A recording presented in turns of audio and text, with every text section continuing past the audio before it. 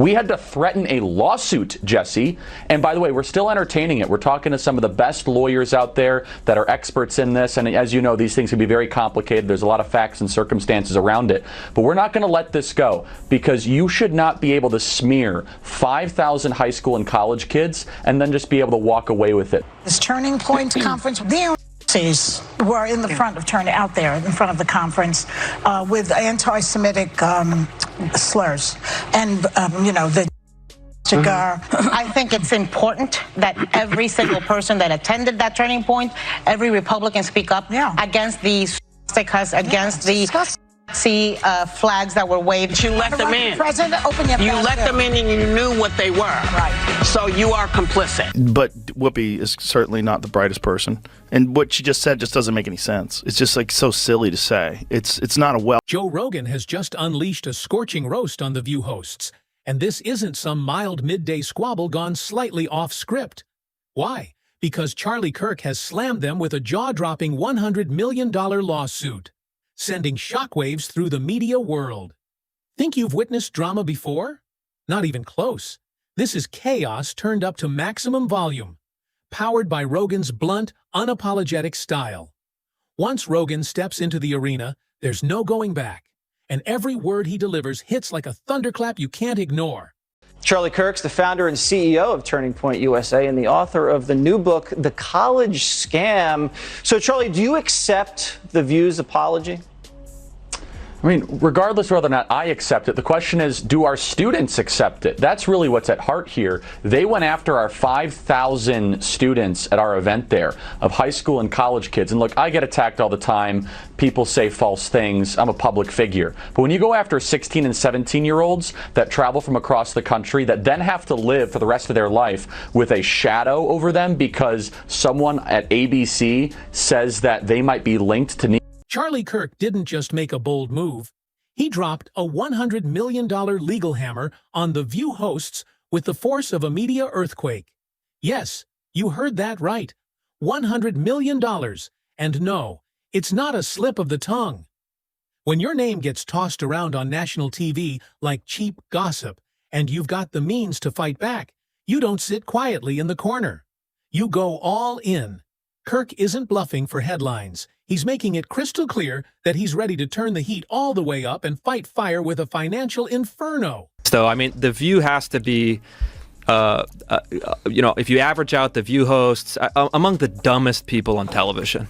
And so it's like they say the thing that people are thinking, but they say it very directly, so they expose whatever truth. But I don't think some of them are dumb. You don't think so? No, I don't think Sunny Hostin's You think it's deliberate? I think she's ideologically driven, and they have blinders on, for sure. I don't think Sonny's dumb. But Whoopi is certainly not the brightest person. And what she just said just doesn't make any sense. It's just like so silly to say. It's not a well thought out. It's like if you had an idea for a premise and it was totally baked and half baked and you went on stage with it and it's nothing just there. Go for it. Yeah, there's nothing there. Sometimes comics do that. This lawsuit isn't some heated moment that got out of hand. It's a calculated strike wrapped in a multi-million-dollar warning. The truth is, The View acted like it was open season on Charlie Kirk, tossing accusations around like confetti at a street parade. It was almost like one of those big giveaways. You get accused, everybody gets accused. But when Kirk finally called it out, the entire scene erupted into a legal spectacle. This isn't just bruised egos. It's a high-profile battle with a price tag large enough to make Hollywood blush. Now we begin with a shocking apology just a short time ago from the ladies of The View to Turning Point USA. A war of words broke out after the conservative group was rallying the next generation of voters at its youth summit in Tampa, Florida this weekend. And the liberal panel just couldn't help themselves.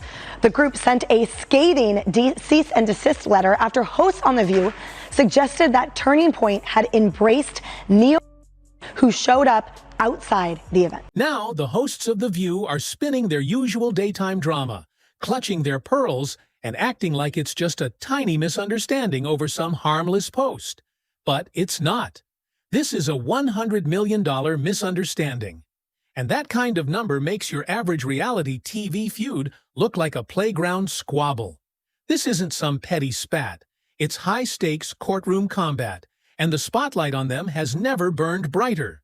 Do you see what Whoopi Goldberg said? What'd she say? Whoopi Goldberg said that Biden could arrest all the Republicans and put them in jail. You just need to see how unhinged this kind of thinking is. Well, you know what Joe Biden could do? Joe Biden, you have to see it because it's so on TV. crazy. She said on television. You know, just let's look at a scenario where the Supreme Court says, yes, he has all those rights. He is immune from everything. Yeah. You know what Joe Biden could do since he is presently president? What? Whoa. He could throw every Republican in jail. And then Joe Rogan steps in. Because who else could turn this blaze into an even bigger inferno? The man who turned podcasting into a full-contact sport just dropped his take, and it wasn't a sprinkle of sarcasm, it was a full truckload. Watching Rogan mock the View hosts is like watching a grizzly bear teach a class on stealing honey from bees. Raw, unexpected, and strangely satisfying. Picture the guy who usually debates alien sightings and MMA tactics now tearing into daytime TV royalty for their let's act serious routine. It's like a gourmet chef dissecting a microwave dinner. Brutally precise and impossible to look away from. And why do Rogan's shots land so hard? Because he refuses to play their game. The View thrives on shouting matches and theatrical outrage, but when Rogan fires blunt truth like heavy punches, they stumble. Their empire is built on being loud, yet when real legal firepower arrives, their volume mysteriously drops. Rogan calls out their habit of targeting others while dodging their own accountability. And it's hitting them exactly where it hurts. Welcome back. You know, in Monday's conversation about Turning Point USA, I put the young people at the conference in the same category as the protesters outside. And I don't like it when people make assumptions about me, and it's not any better when I make assumptions about other people, which I did. So, my bad. I'm sorry. Okay. So. Meanwhile, Charlie Kirk isn't parading this lawsuit around just for show. He's sending a message about media accountability in a time when smearing someone on national television has become a favorite pastime. The View may see themselves as untouchable daytime royalty, but Kirk's move is the legal equivalent of a mic drop. Loud, costly, and impossible to ignore. On one side, you have hosts who've built careers on outrage and opinion, treating consequences like background noise. On the other, you have a conservative powerhouse with the resources to say, not this time. And here are $100 million reasons why. Joe Rogan's commentary magnifies the irony, shining a spotlight on hosts who preach from a moral high ground that crumbles the second a lawsuit hits. This isn't a minor clash. It's a front-row view of today's media battlefield, where lawsuits are weapons, outrage is currency, and the audience is perched on the edge of their seats, waiting for the next scandal to explode. The culture shift between right and left authoritarianism, and now people don't recognize that if you just stop looking at it in terms of red and blue, look at the actions, whether it's war, suppression of free speech, pharmacological interventions that are mandatory, whatever it is, that used to all be associated with the authoritative right, the authoritarian right, and now those things are being embraced by the left. And I just think it's just an ideology thing, and I think we get confused and we think we're on the right side, and if it's our side that's saying this, for sure that's the right thing to do. And no one's critically thinking about this. Joe Rogan is the gateway drug for young men that thought they were Democrats to become MAGA. Joe Rogan is the bridge. And on that bridge, they'll see RFK. They'll see Elon Musk. The hosts of The View are now trapped in a crossfire that completely shatters their usual playbook. The one where they shout first and never deal with the fallout. Those fiery sound bites are now colliding head-on with looming courtroom dates. And if the lawsuit wasn't enough, Joe Rogan's verbal takedown is pouring salt into a wound they never expected. His sharp wit and unapologetic delivery make it painfully clear their so-called serious discussions often border on pure theater when someone pushes back hard. For years, they've thrived on selective outrage, carefully choosing targets while keeping their own image untarnished. But Kirk's lawsuit and Rogan's relentless mockery have ripped the curtain away, exposing how well that selective justice works. Until it starts hitting your bank account. Viewers now feel like they're watching a live daytime TV implosion with $1 million price tag and a podcast legend acting as the referee. And here's the shocker. The View has gone unusually quiet. No fiery comebacks, no dramatic walkouts, just an uneasy silence, because when legal papers land and Rogan's roast goes viral, the rules of the game change completely. I think the problem with that show is that show has this very specific ideological bubble in which they operate in. You know, and they always bring on a token conservative woman and they yell over her and silence her. And, you know, they did that with Meghan McCain, and they did that with what is that other blonde woman from Survivor? Do you remember her, Jamie? She was always yelling. I mean, it's just, it's a bizarre show. This lawsuit isn't just another midday headline to skim past while sipping your coffee. It's a blazing spotlight on the wild jungle of modern media polarization. In this arena, every insult is a live grenade, and every lawsuit is a precision missile. The battle between Charlie Kirk and The View isn't some isolated clash. It's unfolding right in the center of a culture so divided, it could star in its own reality series called America, Feud Edition. Today, lawsuits have become sharper political weapons than the loudest viral rants online. Forget neighborhood disputes. Now it's $100 million legal wars over daytime talk show tirades. It's a power move, a reminder that money can shout louder than ratings, and when you can't win the war of words on camera, you drag the fight into court and let the attorneys turn it into theater. This case proves how the legal system has become a grand stage for media battles, transforming public disputes into multi-million-dollar gladiator matches where only the most relentless survive. On one side are shows like The View, masters of performance outrage, a kind of outrage theater where every episode has a new villain to attack. Megan, I get it. I also hate Joy Behar, so I don't love you, but I also hate that squawking bird, so I hate the whole thing. And frankly, that show, you want to talk about a show that set women back, is The View. You want to talk about that show. If the CIA is engineering, Antifa and fucking the Capitol riot, some crazy misogynist engineered The View, because there's nothing worse than The View. In terms of, like, there are so many brilliant women out there. None of them are on The View. None of them have gone near the set of The View. I mean, they have brought in the lowest tier of the, what is it, the Y chromosome? No, double X. Okay. Double X. They brought in the lowest of the double X's for that one. It's rough. On the other side, you've got conservative figures like Charlie Kirk, who turned that outrage into fuel. And now, into lawsuits. This isn't just two sides disagreeing. It's a full-blown war for influence over public opinion, with all the subtlety of a wrecking ball smashing through glass. This saga is part legal thriller, part reality show spectacle, and part circus, where news pretends to be theater, and theater pretends to be news.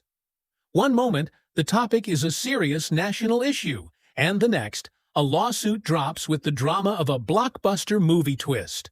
The lines get so blurred that viewers can't tell if they should be outraged, amused, or just grabbing popcorn. And here's the kicker. The audience is left wondering what's real and what's pure performance. The accusations, the lawsuit, Rogan's roast.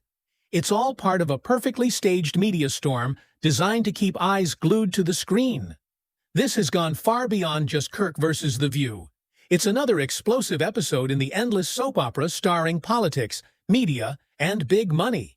Her disgusting, gross elitism and her complete out-of-touch nature with respect to the rest of the world. Sunny Hostin goes on The View and decides now would be a great time to dump all over the so-called uneducated. What we did not have is white women who voted about 52%, right, for Donald Trump. Uneducated white women, is my understanding. You have Latino men, actually, voting more for him. And you have, and black men was not the story. We're not the story here, because they voted almost 80% for the vice president. Right. Just because you didn't go to college doesn't mean you're stupid, and it doesn't mean that you don't have wisdom. You can go to college and get a bunch of irrelevant facts about how men can allegedly give birth. What's next in this unpredictable storm? Honestly, anything could happen, and probably will. The View hosts might try to quietly settle, because nothing screams damage control like writing a massive check to make the fire die down. Or this could explode into a long, messy courtroom showdown, dragging every embarrassing email, private rant, and behind-the-scenes secret into public view. Imagine the discovery phase, a vault of juicy receipts spilling out faster than a TV producer can hit record. If it does go to trial, expect less calm legal strategy and more theatrical grandstanding, with both sides turning the courtroom into their newest stage for headlines and viral clips. The View might try to polish their image, tone down the noise, maybe even rehearse restraint. But don't count on it. Drama is what keeps them alive, and this lawsuit is the most dramatic storyline they've had in years. Social media will fuel the fire endlessly. Memes, sarcastic tweets, and viral videos will keep the flames roaring. And Joe Rogan? He's not stepping away after one comment. He's making it clear this feud isn't just daytime fluff. It's a battle that's about to get very real. Yeah, did you watch the episode when Tulsi Gabbard got on to defend herself and Joy Behar starts panicking and going over her notes while Tulsi is refuting everything that she said? Yeah, I mean, Joy Behar, like, again, these people have dementia. These are people who, like, should not be allowed out of the house. They have a national platform. I mean, it is crazy. They have no idea. These people have never read, like, a book. And there's versions of it. This lawsuit is the perfect storm in a media landscape ruled by viral outrage and influencer firepower, where the old rules no longer apply. One tweet can spark a war, one video can dominate the internet overnight, and one podcast clip can turn a lawsuit into a national spectacle. Nobody knows exactly where this is headed, but one thing is certain: it won't be dull. This real-life soap opera has all the ingredients for a long, chaotic, and wildly entertaining clash.